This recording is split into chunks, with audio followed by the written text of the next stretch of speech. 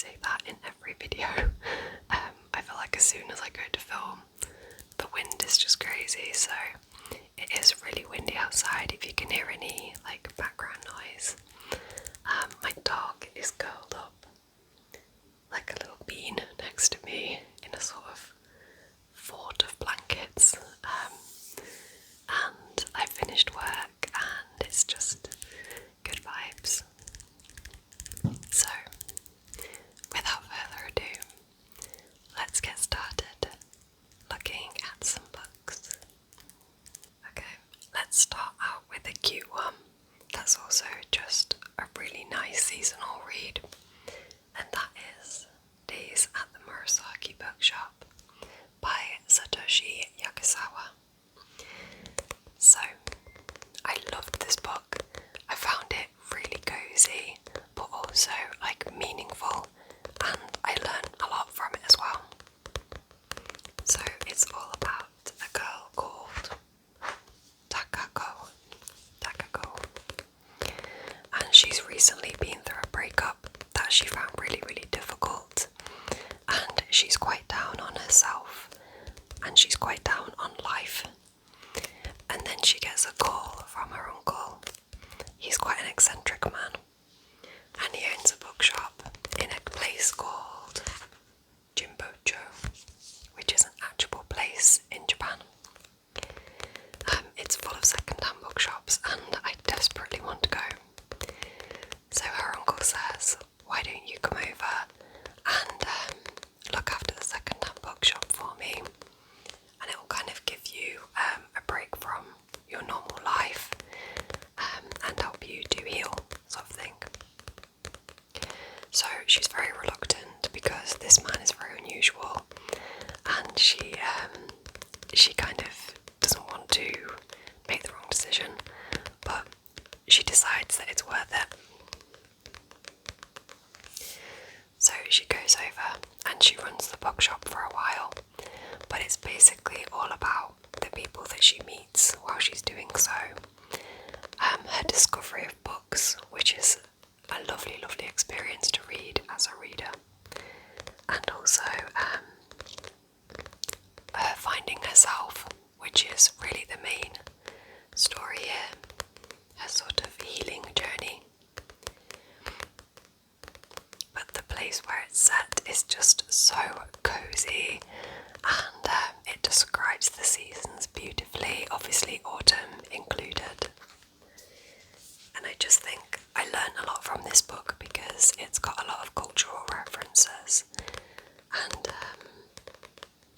the way that Takako thinks is also quite like culturally different. So it was just a really interesting one to me, and I thoroughly enjoyed it. It was a really different experience. There is a second one that I've not read yet. I think it's just called More Days at the Morisaki Bookshop, but I would definitely give it a go. The back says, a tale of families, love, new beginnings, and the comfort that can be found in books. It does have a couple of deep themes, but I liked that about it.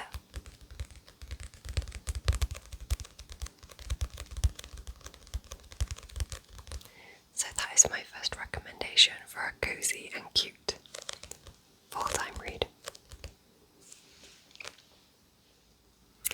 Also along the cozy line, we have my favourite cute witchy book, and that is The Secret, or The Very Secret Society of Irregular Witches by Sangu Mandana.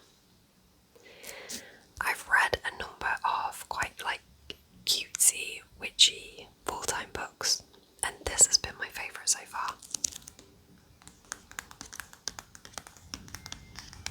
I read it a couple of years ago, and it's like a hug in a book, but it also packs a punch, and the characters are really, really good, and I feel like I pictured this one so vividly,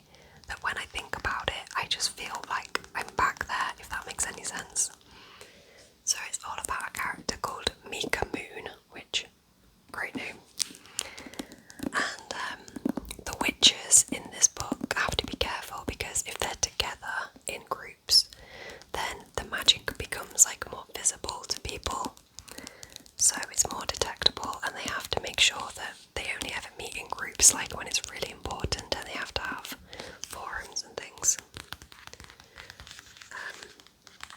But Mika, who is obviously a witch, she makes videos online about being a witch, but she's pretending.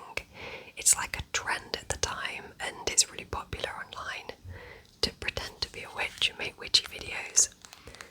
So she does that as like a bit of an outlet sort of thing, and she thinks no one's going to notice, no one's going to care. But then she gets a letter through from a man at Nowhere House, I think it's called. Nowhere House. And he asks her to come and teach 3 young witches who are currently under his care. So he's noticed that she's a real witch. But it's okay, because he's good. He's a good guy. So she goes over to teach these 3 young witches, and Mika stays in the attic, and that's the bit that my brain jumps to when I think of this book. I think of Mika sat in the attic, like brewing potions and planning her lessons, but it's basically all about protecting and teaching these witches and this family as well. There's a great love interest, really great love interest, and it does come across some like deeper themes, and the stakes get a little bit higher as the book goes on. So I just really, really enjoyed this.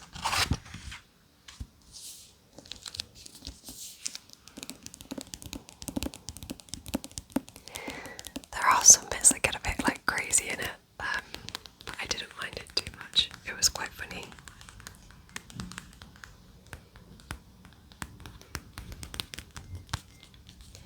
I absolutely loved the magic in this as well. That wind is so loud, I'm sorry. I loved the magic in this. It's very visible. I won't spoil too much, but you can visibly see the magic if you're a witch by seeing like sparkly golden bits in the air. And it's like just very creative and cozy, and I absolutely loved it. I could read it again actually.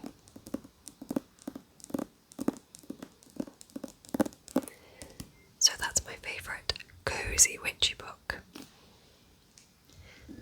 But my favourite witchy book overall is this one. This is The Familiar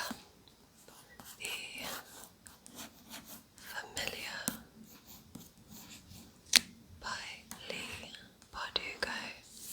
And I have this beautiful sprayed edge copy. And I'm so glad that I do, because I adored this book. Again, for me, it's how a book makes you feel.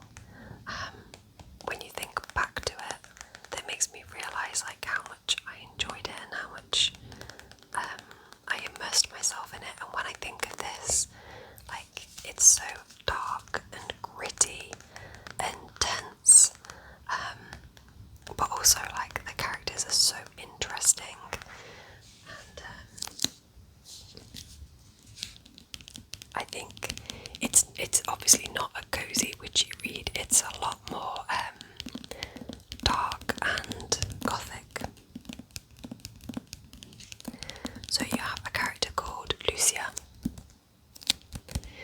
and she is a maid in a rich household. She's a witch, and she uses her magic to try and get by day. Like, you know, making sure the bread doesn't burn, or using it to get things done that little bit quicker. And she thinks no one will notice, but the woman of the house, what am I talking about? The mistress of the house.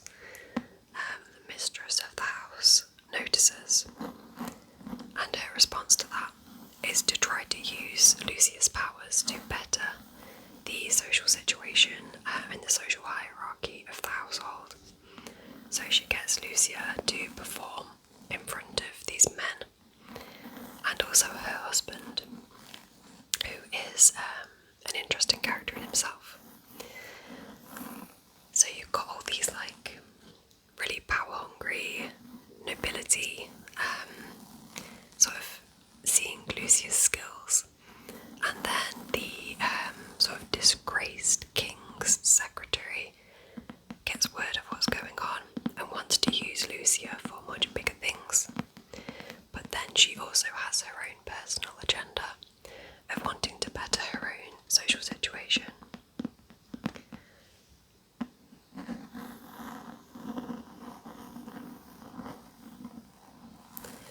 And I think the thing that sticks with me most about this book is very much the camaraderie of the women, particularly Lucia and Valentina.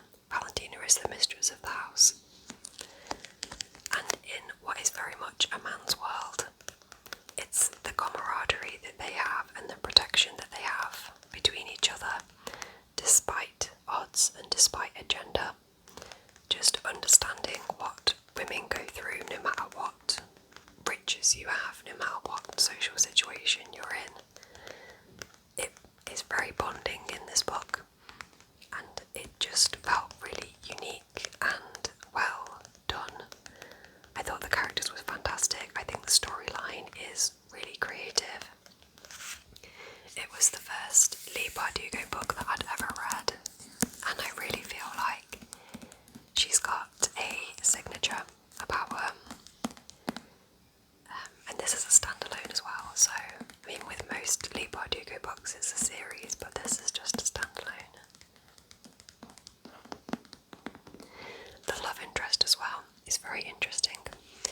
I wouldn't say that I find him particularly attractive, but whenever there is a scene with him in, I'm very, very interested and drawn in, and he just has like, you know how on stage certain people have a lot of stage presence. I feel like he has a lot of book presence, like scenes that he's in just feel different. But yeah, there's some quotes in this book that have stuck with me the whole time. So I highly recommend for a dark, gothic, witchy experience.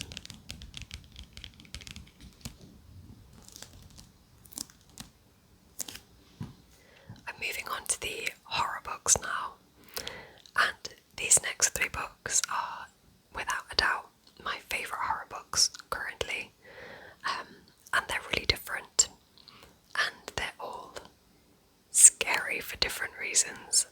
So let's start off with a classic haunted house.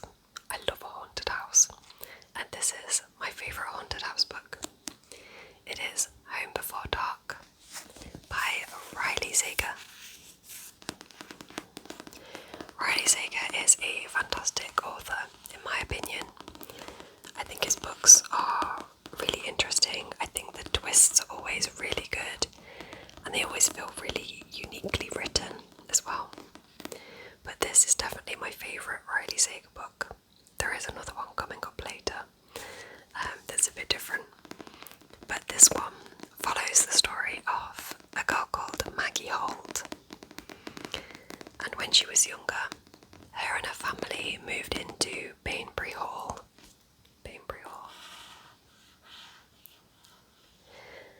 And they lived there for about 3 months, I think it is. And then they fled under quite mysterious circumstances. And her dad wrote this horror book about their experience there that became like a bestseller. And Maggie never really believes any of it, although she gets questions about it all the time and it drives her kind of crazy. And then when her father dies, she inherits Bainbury Hall. So she moves in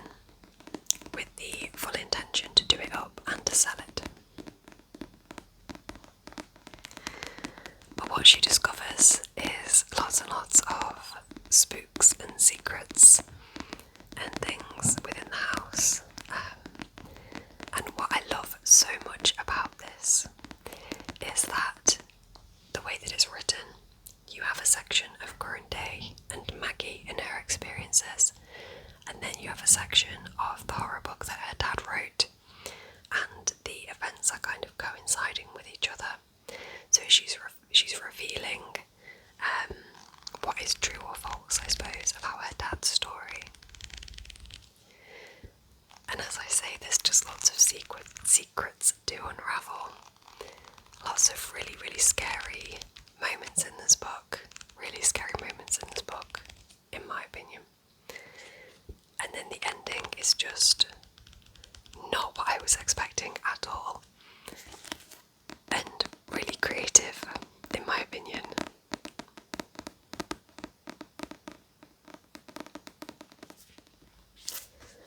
So if you like a haunted house, I would give this a whirl. I think it's definitely my favourite kind of like horror book trope, the haunted house.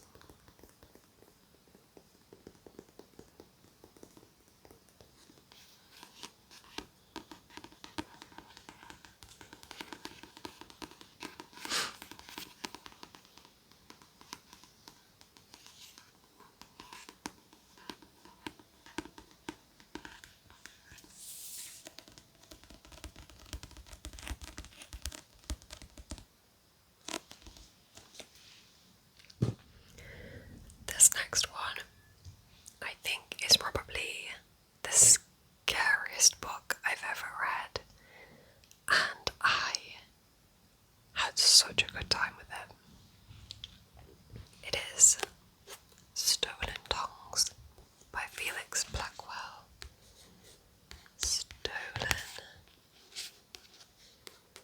Tongues. I think the cover is so great. The colours, the seclusion, the blood in the snow, the dark figure is just, I don't know, I'm very drawn to this cover. This was actually a Reddit horror story that was then turned into a novel written by Felix Blackwell. And in this book, Felix's main character is himself. So the main character is called Felix, and his girlfriend is Faye. So they are holidaying in Faye's family cabin in a place called Pale Peak. Pale Peak. And they are celebrating their engagement there. But the snow comes. There is very little communication with the outside world. And strange things start to happen. So the horror in this is very audible. It's all about what they're hearing, like in the woods and the forests. And then there is also this dark figure. And the other very, very scary bit about it is the way that Faye is reacting to everything. So she clearly has a connection with what is going on. And the voices, the sounds in the woods, they know who she is. And she starts to react to that. I'm not going to say anything more because I don't want to spoil it. But it starts to bring in that element of like madness that is the horror, like Faye's own mental health, Faye's own like stability and reaction to what's happening, and whether she can like detach herself from it or not. So Felix kind of starts to take on the role of trying to figure out what all this means to try and essentially save Faye. But I read this on this very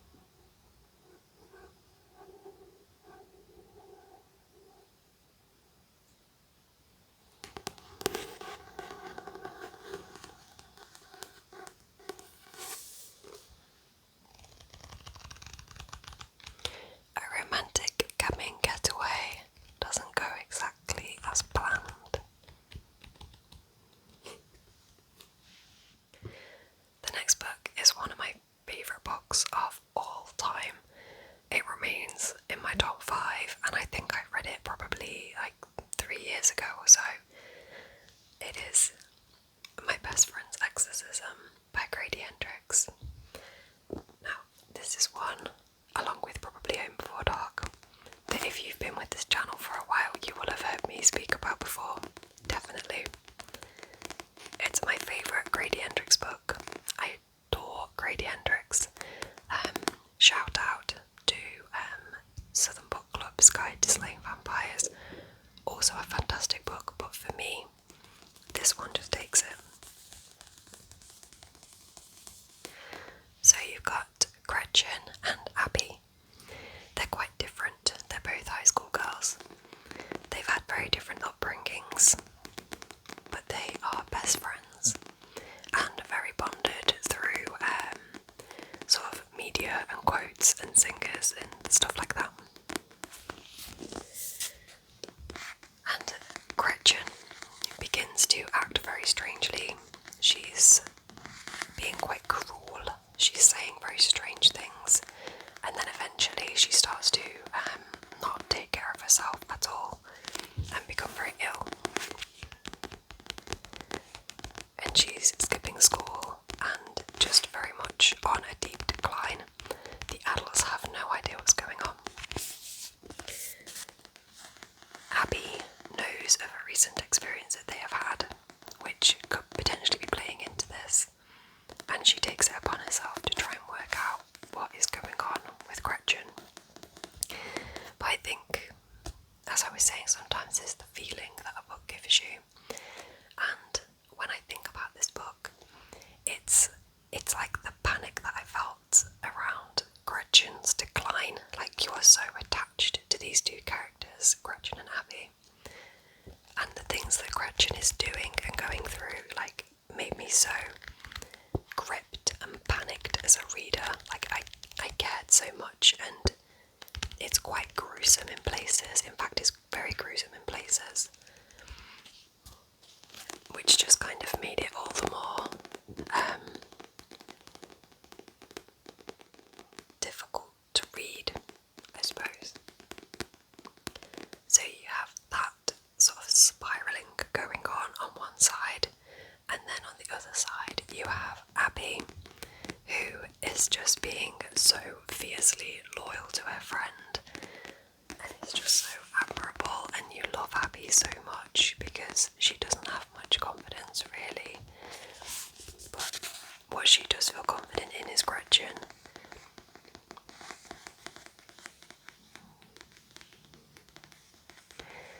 And the way that she eventually exorcises this demon, and what she has to go through, is like, Grady has just done something so special where he's made it so funny yet so unbelievably powerful and just heart-wrenching and everything.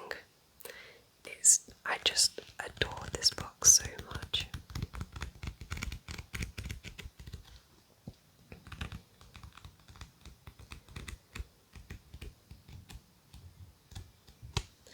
It's also been made into a film, but don't bother.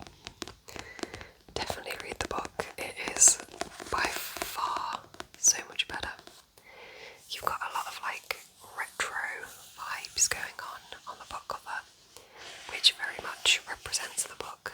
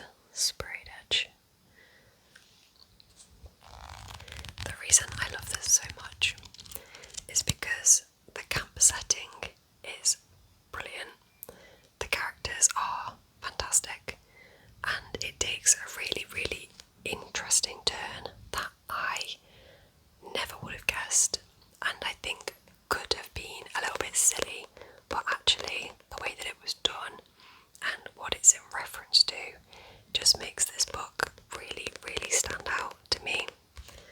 So it's about Camp Mirror Lake. That's where it's set. And we have a girl, Charity, and she works at Camp Mirror Lake, and basically they do like full contact terror, horror games for guests with killers. And Charity has finally been given the role of final girl, which she's very excited about. But as they're sort of setting this all up and putting it on for the guests, some of the colleagues and some of the staff, they start to disappear. So you have the question of, is there a real murderer at stakes here?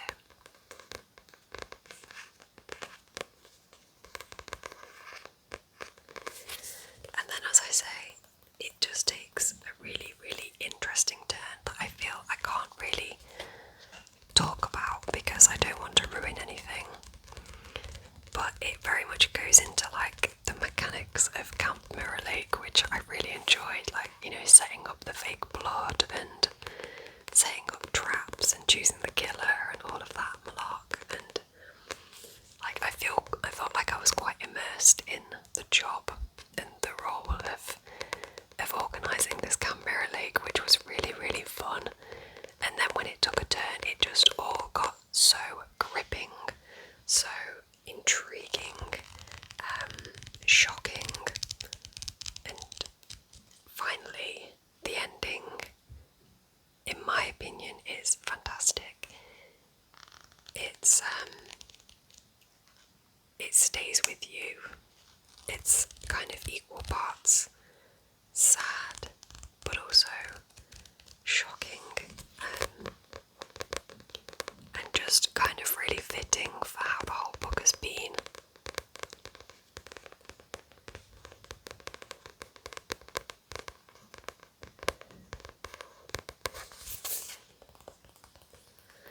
I love the whole like camp slasher vibe, where you're thinking like, who can you trust? And I think the setting is just perfect for a full-time read. Granted, even though it's set in summer, like it's a summer camp, it's just perfect for autumn. I would like to give a shout out as well though to this book. So, I mean, I preferred that You're Not Supposed to Die Tonight book, but I also loved this one. I won't talk about it too much, but it is Summer Camp for Slasher Victims by Matthew Mercer. And as I was saying, like, that kind of element of who you can trust comes across very, very strongly in this. You get the different characters' accounts and backstories, and as a reader you're piecing it all together. And I did not guess the ending. It also does the whole camp vibes very, very well. Not as good as that one, in my opinion, but also a fantastic read. We're keeping along the theme of camp horror, but this one is more of like a mystery than a slasher.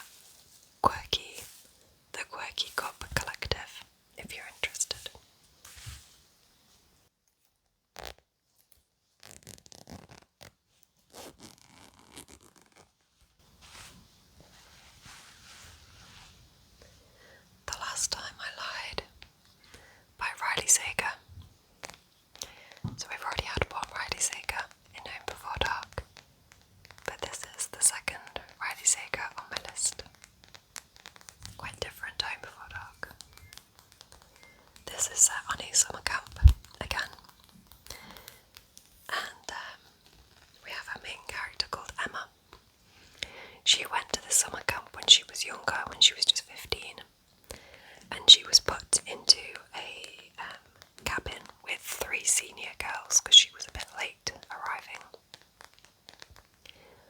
And during her stay there, these 3 senior girls went missing. And it really, really stuck with Emma. And we are now experiencing her years and years later. And she's been invited back to this camp to be a counsellor. And we kind of know as a reader that Emma has some dark secret that she's not revealing to us.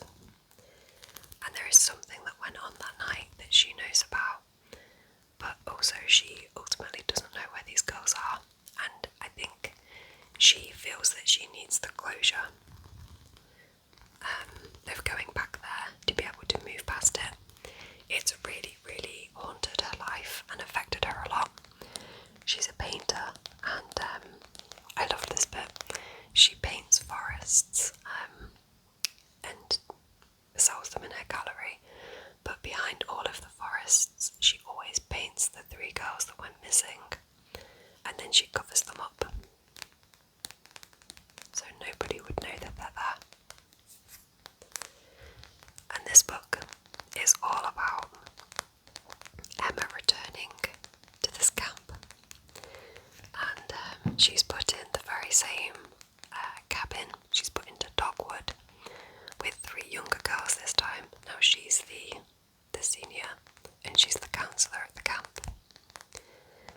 But she is very much following the breadcrumbs that are left by one of the girls in particular. And that girl is called Vivian, one of the 3 that went missing. And Vivian is a very, very interesting character who has a huge presence in this book. So we kind of get, in true Riley Sager style, we get an extract of the past and Emma when she was younger at this camp, and then we get an extract of present day, which is Emma when she's older at this camp.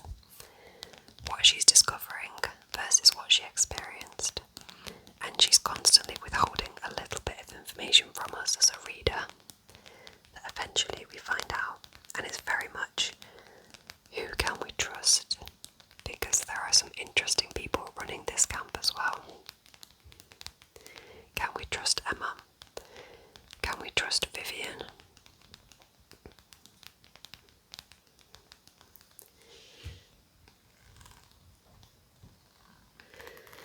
And I think the way that the characters are displayed and created in this book are what really, really brings it to life. As I say, the character of Vivian is so interesting. Emma is very endearing, and you know that she's a very complicated person. The setting is great. There is a lot of mystery involved, and there's a big twist that is just like, there is an initial twist, and then there's another twist just when you thought you'd sort of got over things, and it's just like really, really caught me off guard, and I had a great time reading this. I read it on holiday, so I was reading this on the plane, and then I was reading it while I was in Croatia.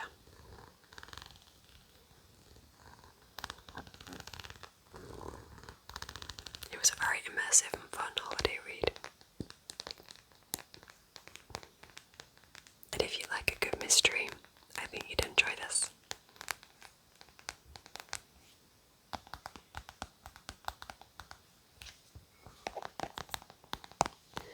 I've got like a dragon sticker on the back of my Kindle at the minute. Like, I really need to sort it out.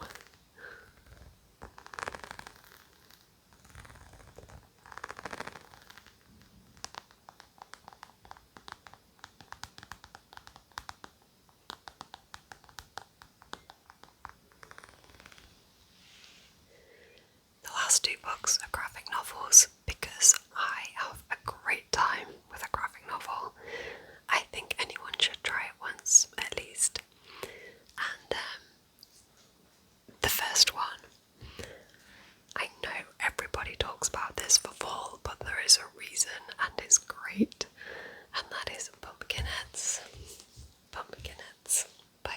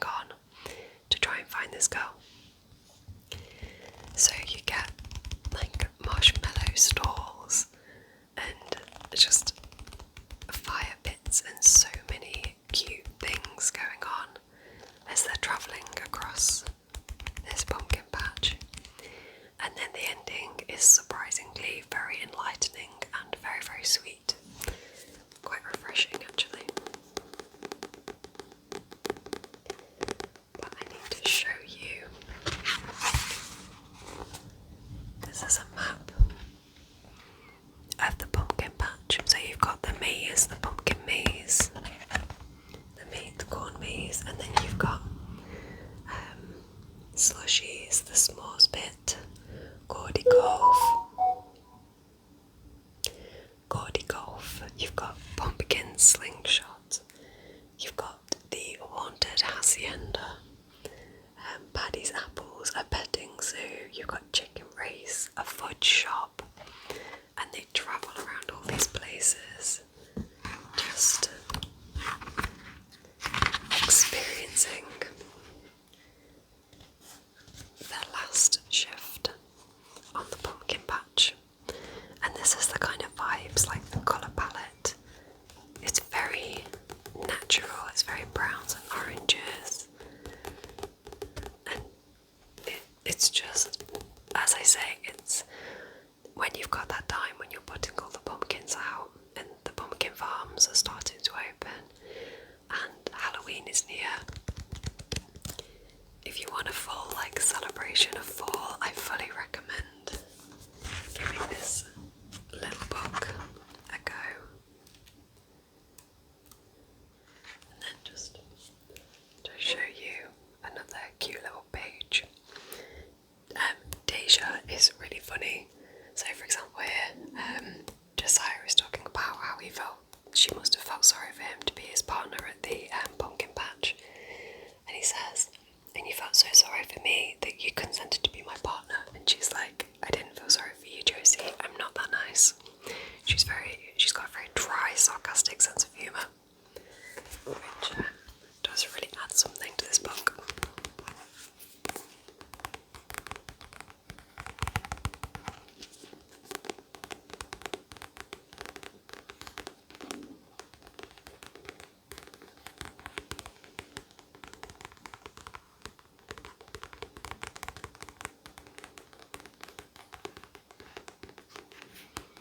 I kind of just love tapping on this with my mushrooms and my pumpkins in the background, and the fact that fall is so in the air, it's just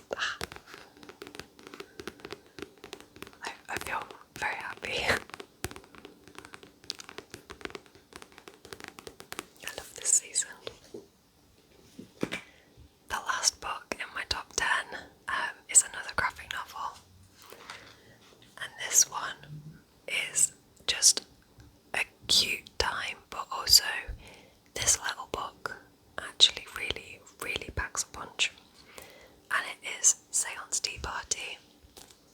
Seance Tea Party by Ramina Yee. Look at this beautiful cover. Beautiful, beautiful cover. My friend bought me this for my birthday.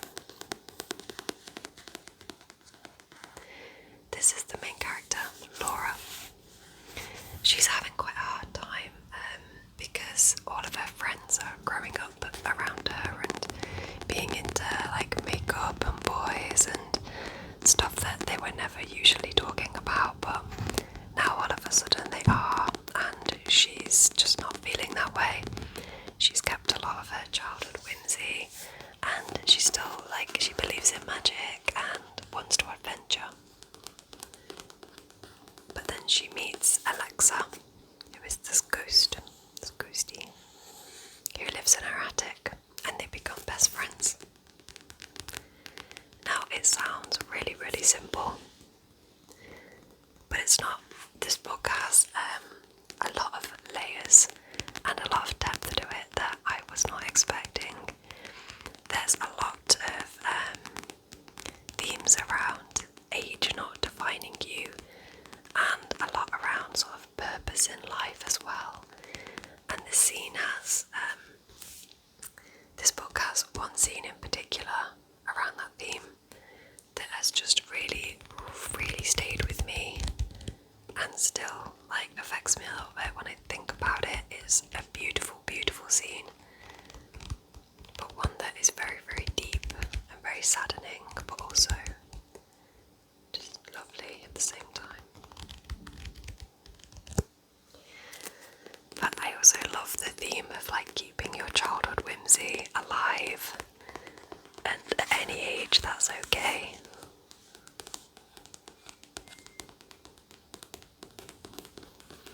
And Laura, because she has kept a lot of her sort of childhood perceptions and brain, she often has like little creatures surrounding her because it's all to do with, you know, her imagination. I'll see if I can find some.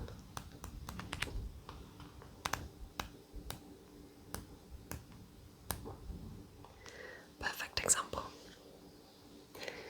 Here she is. She's off to a Halloween party dressed as a witch, and she's got all of her little pals with her.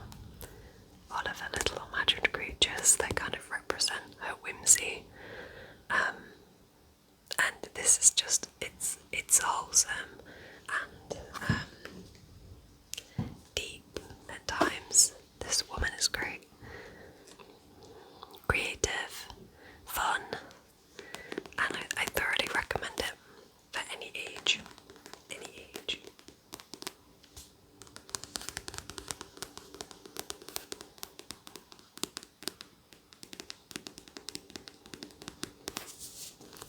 I'm going to read it again this fall.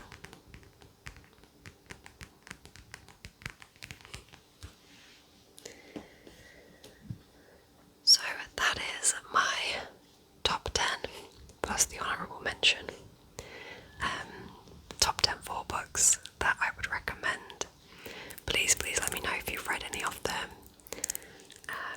I would love to know what's on your full TBR list as well. What are your favourite full books?